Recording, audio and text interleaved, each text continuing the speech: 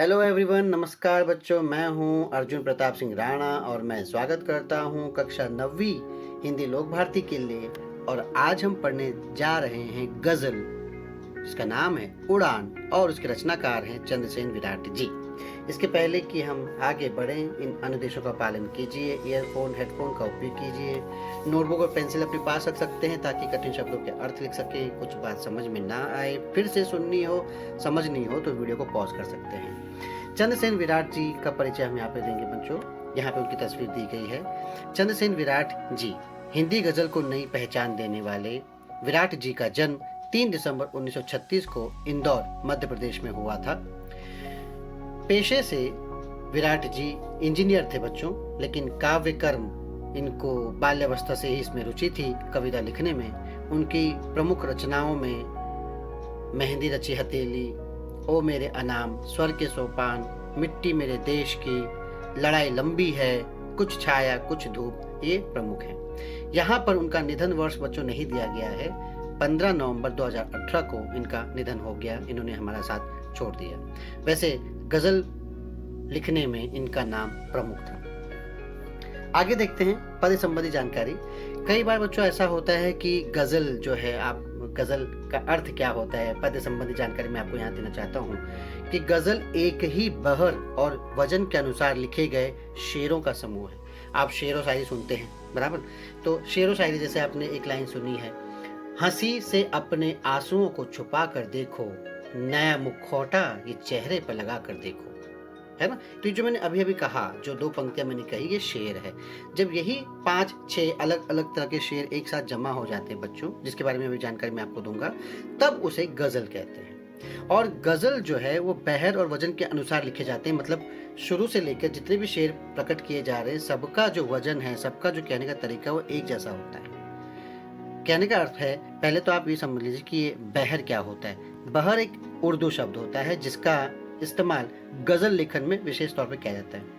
जैसे छंद में लिखी जाने वाली हर लेखन की विधाओं के कुछ अपने अपने नियम होते हैं, उसी तरह से बहर एक ऐसा माध्यम है जिसमें निश्चित मात्राओं से कड़ियां बनी रहती है ताकि एक ही लय और भार में उसके समान पंक्तियां लिखी जा सके। इसलिए ऐसा इसलिए भी किया जाता है ताकि उसका जो गीत है वो भंग ना हो, शब्द जो है मात्राओं के अनुसार फिक्स हो जाए। तो उसे गजल कहते हैं बच्चों, बहर कहते हैं। और बहर जो है गजल जो है बहर और वजन के अनुसार लिखे जाते हैं। ठीक है, अभी ये जो गजल है वो शेरों का, शेर मतलब शायरी, शेर का समूह है। इसके पहले शेर को मतला कहते हैं और गजल के अंतिम शेर को मक्ता कहते हैं। मक्ता में सामान्यतः शायर अपना नाम रखता है, हालांकि चंद्रसेन विराट जी ने यहाँ पे इसका इस्तेमाल नहीं किया है। और आमतौर पे गजलों में शेरों की विषम संख्या होती है, जैसे 3, 5, 7। हम यहाँ पे जो कविता पे देखेंगे आगे, वो भी 2 गजल दिए गए हैं चंद्रसेन विराट जी का। तो एक एक गजल 5 शेरों से बना हुआ है। इसमें यहाँ क्या प्रस्तुत किया इन्होंने? स्वाभिमान, विनम्रता, हौसले, बुलंदी, दूरदृष्टि जैसे मानवीय गुणों को यहाँ पे स्थान दिया है। तो देखिए यहाँ पे कविता उड़ान गजल चंद्रसेन विराट जी की ये 2 गजलें यहाँ पे दी गई हैं। एक गजल में 5 शेर हैं। आप समझे बच्चों? तो और जो पहला शेर है, अंधेरे के इलाके में, इसे हम कहेंगे मतला। और जो आखिरी शेर है, जिन्होंने कर लिया स्वीकार, उसे हम कहेंगे मक्ता। उसी तरह से दूसरे गजल में पहला शेर है, जिसकी ऊंची उड़ान होती है, ये है मतला। और उसी तरह से अंतिम है, खुशबू देती शायर की जिंदगी, ये है मक्ता। इसे कहते हैं मतला और मक्ता। ठीक है बच्चों, ये अतिरिक्त जानकारी है जो आप इस्तेमाल कर सकते हैं भविष्य में भी।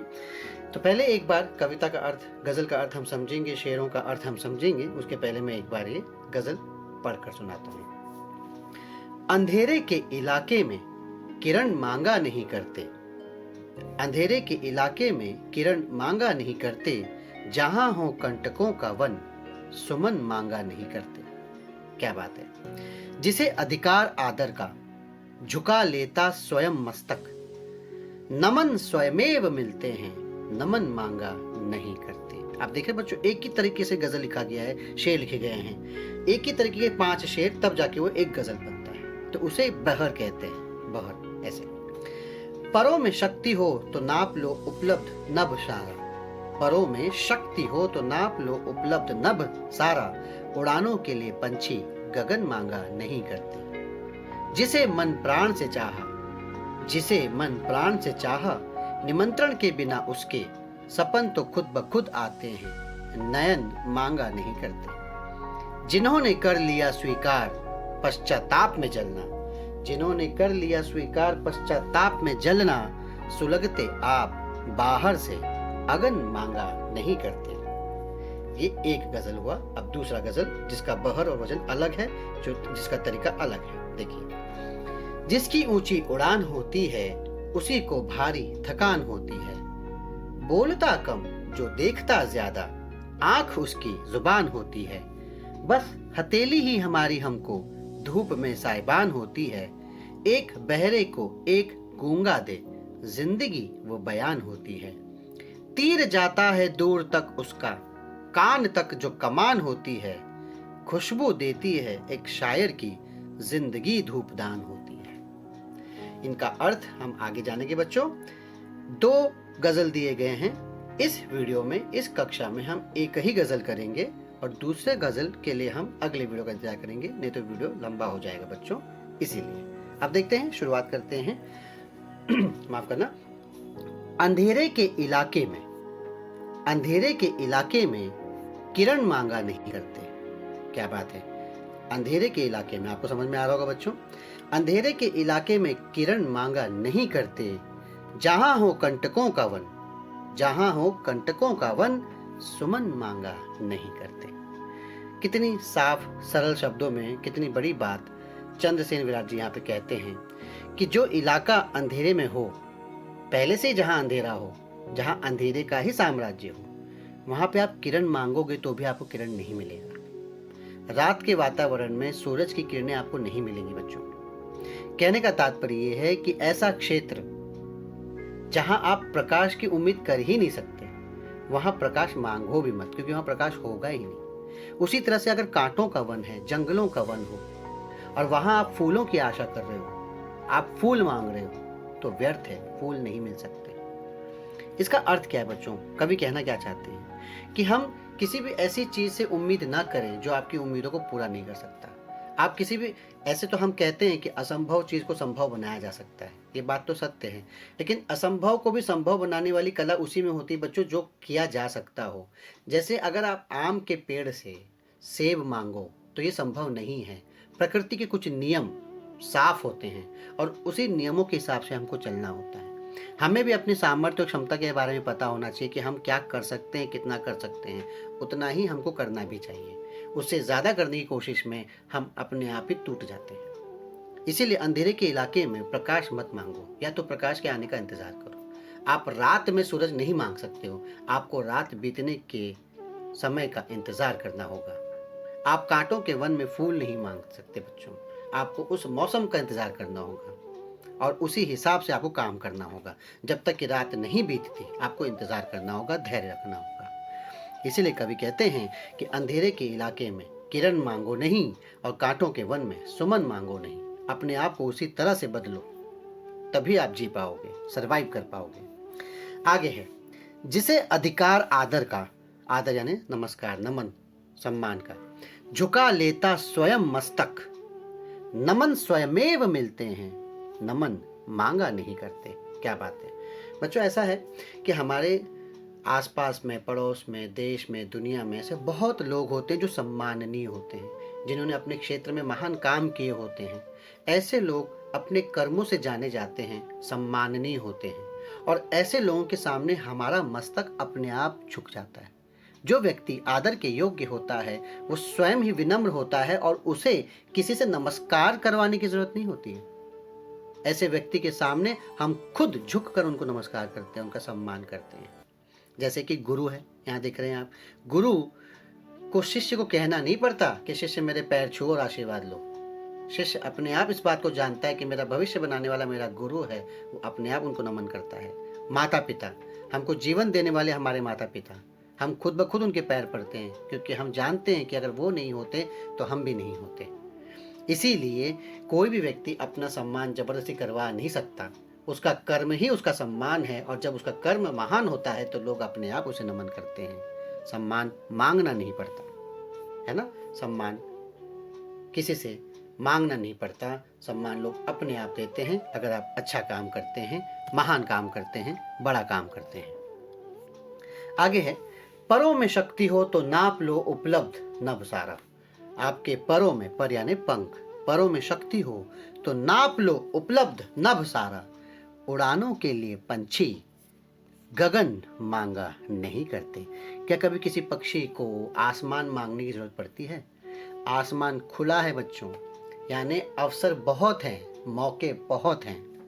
आपके पास अगर शक्ति है, आपके पास अगर क्षमता है, आपके पंखों में, आपकी बाहों में अगर ताकत है, शक्ति है, तो आप कुछ भी कर सकते हो, कुछ भी। बस उसके लिए काम करने की कोई सीमा नहीं होती। जैसे आसमान अनलिमिटेड होता है, उसी तरह से कोई भी काम अनलिमिटेड होता है। उसे आप करो, जितना आप करोगे उतना आपको मिलेगा। भगवान जी ने कर्म प्रधान हमको जीवन दिया है। उनका एक ही संदेश है, जितना कर्म करते जाओगे उतना आपको मिलते जाएगा। जितनी शक्ति आपके परों में है, उड़ते जाओ, नाप लो उपलब्ध नभ सारा। नभ अनलिमिटेड है, उसे कभी लिमिट नहीं है। आपको जितना चाहिए उतना ले लो, लेकिन उतना करो। उड़ानों के लिए पंछी गगन मांगा नहीं करते। पक्षी कभी विस्तृत आकाश में खुद उड़ान भरते हो, किसी से पूछते नहीं है। आपके पास भी क्षमता है, आपके पास भी ताकत है, तो आप भी कीजिए। कोई आपको रोकेगा नहीं, रोक सकेगा नहीं। आप आगे बढ़िए, अपनी शक्ति को पहचानिए, वो जरूरी है। पंख हैं आपके पास क्षमता है, आगे बढ़िए। आगे देखते हैं, जिसे मन प्राण से चाहा, जिसे मन प्राण से चाहा, जिसे हम बहुत अधिक चाहते हैं, बहुत प्यार करते हैं, मन से प्यार करते हैं, निमंत्रण के बिना उसके, हमें उसके निमंत्रण का इंतजार नहीं करना पड़ता, इनविटेशन का इंतजार नहीं करना पड़ता। किसके लिए? सपन तो खुद ब खुद आते हैं। उसके सपनों को हमको आमंत्रित नहीं करना पड़ता, उसके सपने हम खुद ब खुद देखते हैं। उसके सपने हमारी आंखों में खुद ब खुद आ जाते हैं, जिससे हम प्यार करते हैं। उसकी याद हमारे दिल में हमेशा रहती है, जिसे हम प्यार करते हैं। हमारी आंखों में सपने खुद ब खुद आते हैं, हम इनवाइट नहीं करते कि वो हमारे सपनों में आए। यहाँ पे बच्चों आप प्यार करते हैं जिससे भी, ये प्यार कोई भी हो सकता है। आपका काम भी आपका प्यार हो सकता है, आपकी पढ़ाई भी आपका प्यार हो सकता है। तो जब आप खुद कुछ पाना चाहते हैं, किसी मकसद को आप अपने सामने रखते हैं कि मेरे जीवन में इसका होना ज़रूरी है, ये मुझे चाहिए, मुझे ये बनना है, मुझे ये करना है, जिसे मन प्राण से आप चाहते हैं, जिसके पीछे पड़ जाते हैं, वो खुद ब खुद आपके सपनों में, दिल दिमाग में बस जाता है। जब आप चाहते हैं कि मुझे प्रथम स्थान लाना, जब आप चाहते हैं कि मुझे डॉक्टर बनना है, इंजीनियर बनना है, आईएएस बनना है, कुछ भी बनना है, समाज सेवा करना है, महान काम करना है, क्रिकेटर बनना है, ऐसे तो आप दिन रात उसके सपने देखते हैं। तो सपने आप देखते नहीं, आपको अपने आप उसके सपने आते हैं, क्योंकि आप मन प्राण से अपने लक्ष्य के प्रति पूरी तरह से समर्पित हो जाते हैं। जैसे राधा का लक्ष्य श्री कृष्ण थे, तो कृष्ण पूरी तरह से जीवन भर राधा के हो गए। आज हम राधे श्याम बोलते हैं, राधे कृष्ण बोलते हैं, तो उनके जीवन का एक लक्ष्य था कृष्ण, यानी भगवान को पाना। भक्त का एक ही लक्ष्य होता है, अपने ईश्वर को प्राप्त करना। जब वो ईश्वर को प्राप्त कर लेता है तो उसे और किसी चीज की आकांक्षा नहीं रहती। ईश्वर है तो सब कुछ है। उसी तरह से आप अपना मकसद पाना चाहते हैं, तो आपको जब आप मकसद पा लेते हैं, आप जो बनना चाहते हैं, जो करना चाहते हैं, आप पा लेते हैं। छोटी छोटी इच्छाएं तो हम करते हैं, छोटे छोटे हम लक्ष्य बनाते हैं, लेकिन एक बड़ा लक्ष्य जो आपने बनाया अपने जीवन का, जब आप पा लेते हैं, उसके बाद आपको किसी चीज की आवश्यकता नहीं होती। और ईश्वर से बड़ा और अच्छा लक्ष्य तो कुछ हो ही नहीं सकता, है ना। आगे, जिन्होंने कर लिया स्वीकार पश्चाताप में जलना। पश्चाताप में कब जलते हैं बच्चों आप? जब आपसे कोई गलती हो जाती है और गलती को आप एहसास करते हो, आप गलती सुधारना चाहते हो, तो आप पश्चाताप की आग में जलते हो। तो जब आप स्वीकार कर लेते हो कि आपसे गलती हुई है और उस गलती की आग में आप जलते हो, तो सुलगते आप बाहर से अगन मांगा नहीं करते। ऐसे लोग जो हैं अपने आप को अंदर से खुद ही सुधार देते हैं। वो खुद ही अंदर उनके अंदर पछतावे की जो आग है वो जलती रहती है। उसे बाहर के किसी व्यक्ति द्वारा चेताने की जरूरत नहीं होती है, क्योंकि उसे अपनी गलती का एहसास खुद होता है। कई बार तो ऐसा होता है कि सामने वाला हमारी गलती बता रहा है, लेकिन हम अपनी गलती को समझते ही नहीं है, जान ही नहीं पाते, क्योंकि हमने अपनी गलती अभी तक समझी ही नहीं। लेकिन एक बार जब हमको एहसास हो जाता है कि हाँ, मुझसे गलती हुई थी, मुझसे गलती हुई है, मैंने गलती की है, तो उसके बाद आपके अंदर खुद ब खुद अपने आप को सुधार करने की भावना पैदा होती है। पश्चाताप की अग्नि आपको सुधारती है, और उसे बाहर से किसी के इशारे की या किसी की आज्ञा की या किसी के उसकी ज़रूरत नहीं होती है कि वो कोई कहे समझाए कि भाई हाँ तुमने गलती कर दी है। गलती खुद ब खुद पहचानते हैं जो लोग, वही उसे फिर सुधारते भी हैं, पछताते हैं और सुधारते हैं। उसे बाहर की किसी से पूरी जरूरत नहीं होती है। तो आपको भी अपनी गलती पहचाननी है, समझनी है, कहाँ गलती हुई उसे सुधारनी है और आगे बढ़ना है ना बच्चों। तो गज़ल का पहला भाग यहाँ समाप्त होता है। उम्मीद आपको समझ में आया होगा। आसान है लेकिन गहरे अर्थ के साथ, मीनिंग बहुत गहरे हैं। अगर आप इसे अच्छी तरह से समझते हो, महसूस करते हो, तभी आप इन गज़लों की और इनके उद्देश्यों को प्राप्त कर पाते हो। इनकी बातों को, गज़लकार की बातों को आप महत्व दे पाते हो। इस तरह से अपने गुणों में आप सुधार कर सकते हो। तो के लिए हम दूसरी वीडियो का इंतजार करेंगे। मिलेंगे,